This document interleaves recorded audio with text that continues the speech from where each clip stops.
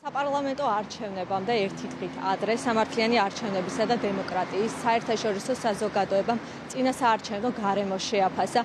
მათ განაცხადეს, რომ წინასაარჩევნო პერიოდი და ასევე მედია გარემო იყო პოლარიზებული. მათ თქვეს, რომ წლევანდელი საპარლამენტო არჩევნები არის ევროინტეგრაციის კუთხით და დემოკრატიის განვითარების კუთხით ძალიან მნიშვნელოვანი. თქვეს, რომ ევროკომისიის 9 დათქმიდან ერთი პირობა არის ისეთი, რომ საპარლამენტო არჩევნები უნდა ჩატარდეს თავისუფალ, კონკურენტულ და სამართლიან გარემოში და მათ თქვეს, რომ ეს ყველაფერი არის ძალიან მნიშვნელოვანი სწორედ ევროინტეგრაციის გზაზე. მათ თქვეს, რომ წინასაარჩევნო პერიოდში იყო საკმაოდ ბევრი დარღვევა. ერთ-ერთია მაგალითად ის, რომ მოქალაქეებს ართმევდნენ პირადობის დამადასტურებელ დოკუმენტებს, ასევე ხდებოდა მათი პერსონალური მონაცემების დამუშავებაც, რაც ორგანიზატორების თქმით არის სწორედ ხელშეშლა და მოქალაქეებზე ზეწოლა.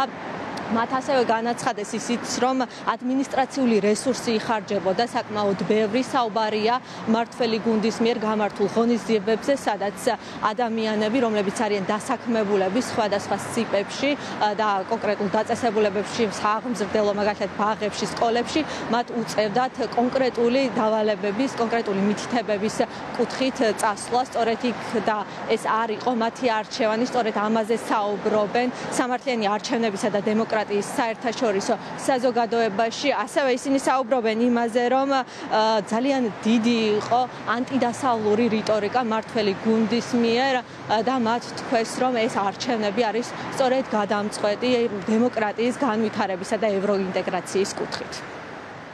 წინასაარჩევნო კამპანიის დაწყებას საქართველოს ძლიერი პოლიტიკური პოლარიზაციის პირობებში შეხვდა, რომელსაც წინ უსწრებდა ქართველი საზოგადოების უწყვეტი პროტესტის, საქართველოს პრეზიდენტის, საქართველოს სტრატეგიული პარტნიორების კრიტიკის მიუხედავად 2024 წლის მაისში უცხოური გავლენის გამჭვირვალობის შესახებ ეგრეთ წოდებული რუსული კანონის ხელმეორედ ინიცირება და მიღება და მათ შორის პრეზიდენტის ვეტოს დაძლევა.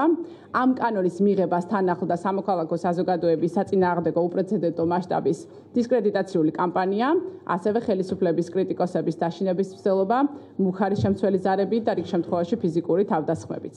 სამოქალაქო საზოგადოების წინააღმდეგ გზავნილები მოგვიანებით მმართველი პარტიის მიერ წარმოებულ საარჩევნო კამპანიაშიც აისახა.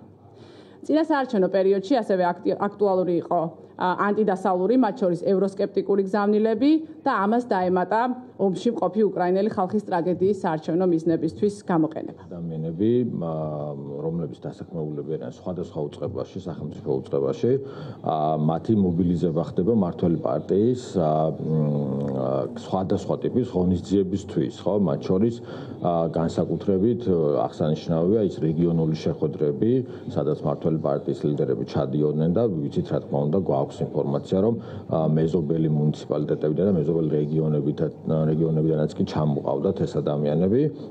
ბოლო მაგალითი სწორედ ეს აქცია იყო, რაც 23-ში გაიმართა, ხო? ანუ აქ მთავარი პრობლემა ის კი არ არის, რომ საბიუჯეტო ორგანიზაციაში დასაქმებული პირს არ შეუძლია ასეთ ღონისძიებებში მონაწილეობა. მათ აქვთ ამის უფლება, თუ ეს მაგალითად სამუშაო საათებში არ ხდება, მაგრამ აქ მთავარი პრობლემა არის აი ეს მობილიზების და მათზე დავალდებულების საკითხი.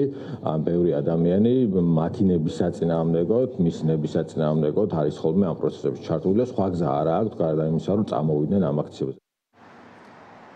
ბრიფინგის დროს ასევე განაცხადეს, რომ საპარლამენტო არჩევნებს წინ უძღოდა საარჩევნო კანონმდებლობაში შესული არაერთი ცვლილება, რომელიც ჩართული მხარეების არც თუ ისე ჩართულობით განხორციელდა. კონკრეტულად ისინი საუბრობენ მაგალითად იმაზე, რომ განხორციელებული ცვლილებები არ იყო სამართლიანი, მაგალითად გენდერული კვოტირების გაუქმებაზე არის საუბარი, ცენტრალური საარჩევნო კომისიის დაკომპლექტების წესის გაუარესება და ისინი საუბრობენ ასევე იმაზე, რომ წინასაარჩევნო გარემოში კონკრეტულად იყო მაგალითად დეზინფორმაციული კამპანიები, რუსეთთან დაკავშირებული გვერდები იყო ძალიან აქტიური და ისინი ავრცელებდნენ ანტიდასავლურ რიტორიკას და მხარს უჭერდნენ ხელისუფლებას და ისინი საუბრობენ იმაზე, რომ კონკრეტულად აი ამ პერიოდში განსაკუთრებულად იყო გავრცელებული სწორედ აი ეს რუსული დეზინფორმაცია.